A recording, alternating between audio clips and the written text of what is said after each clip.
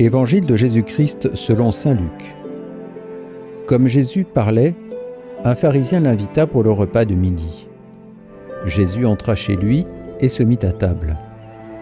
Le pharisien fut étonné en voyant qu'il n'avait pas d'abord fait son ablution avant le repas. Le Seigneur lui dit : « Bien sûr, vous les pharisiens, vous purifiez l'extérieur de la coupe et du plat, mais à l'intérieur vous êtes remplis de cupidité et de méchanceté. Insensé, celui qui a fait l'extérieur n'a-t-il pas fait aussi l'intérieur ? Donnez plutôt en aumône ce que vous avez, et alors tout sera pur pour vous. » Acclamons la parole de Dieu. Donner une bonne image, soigner l'apparence, être scrupuleux dans le respect des règles et des rites, cela n'intéresse pas Jésus. Pour lui, ce qui compte, c'est l'intérieur, c'est notre cœur. Là où est ton trésor, là aussi est ton cœur. Vous purifiez l'extérieur de la coupe et du plat, mais à l'intérieur de vous-même, vous êtes remplis de cupidité et de méchanceté, dit Jésus. À vouloir tout bien faire, on devient tellement attentif aux règles et aux convenances qu'on en oublie parfois de changer son cœur.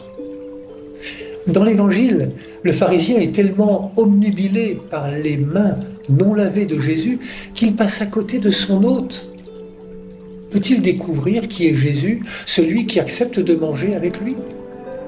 Le pharisien est dans le jugement alors qu'il devrait être dans l'accueil.